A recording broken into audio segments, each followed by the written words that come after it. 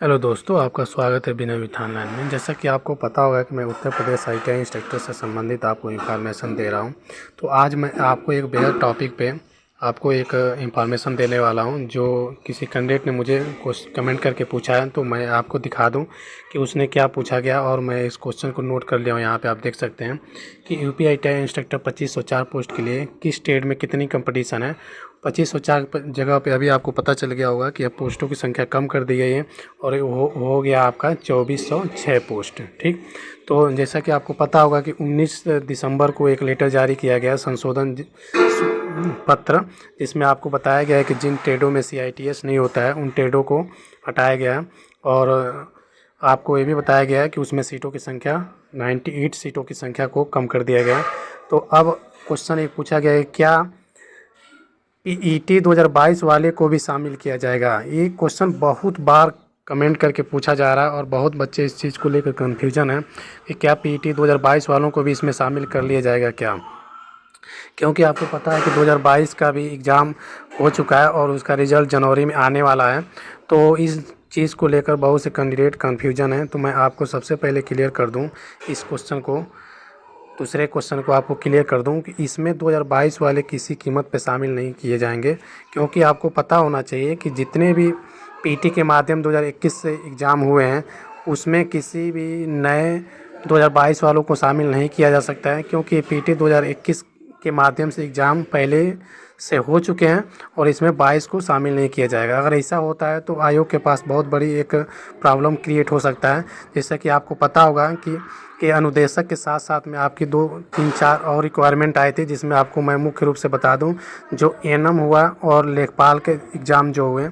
ANM के आपको exam पता होगा, ये एक वैकेंसी आई थी, लेखपाल की वैकेंसी आई थी, जिसमें आपको पता है कि एग्ज़ाम के लास्ट सिचुएशन कंडीशन में पहुंच चुका है और इसके अब ज्वाइनिंग, ANM की ज्वाइनिंग और लेखपाल का रिज़ल्ट आने का भी टाइम डिसीजन हो चुका है। तो उसमें अगर इसमें आपके 2504 पोस्ट वाले में अगर आपको PET 2022 को शामिल करते हैं तो क्या पुराने बच्चे वाली डिमांड नहीं करेंगे क्या? आपको क्या लगता है? वो भी तो बच्चे कह सकते हैं कि सर हमको भी लेखपाल में मौका मिलना चाहिए। ANM वाले बहुत से कैंडिडेट हैं, इससे ज़्यादा कैंडिडेट ANM वाले में है कि जो बहुत से कैंडिडेट जो बाहर हो चुके हैं केवल PET की वजह से, तो वो भी तो डिमांड करेंगे। इस तरह से फिर PET कराने का कोई मतलब ही नहीं रह जाएगा। सरकार को PET को हटाना पड़ जाएगा, पूरी तरह से हटाना पड़ सकता है, कोई मतलब ही नहीं रहेगा इसका PET रखने का।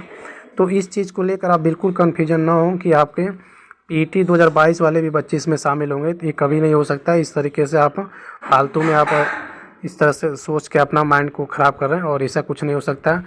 फर्स्ट क्वेश्चन ये है कि UP ITI अनुदेशक 2504 पोस्ट के लिए टेट में कितनी कंपटीशन है। तो जैसा कि आपको पता होगा कि मैं पिछले 2 दिन पहले एक अपने चैनल पे सर्वे किया था, उसमें पोल के माध्यम से कई कैंडिडेट ने इस पर वोटिंग किया। तो आपको मैं दिखा देता हूँ, लाइव ही रहा आपके सामने।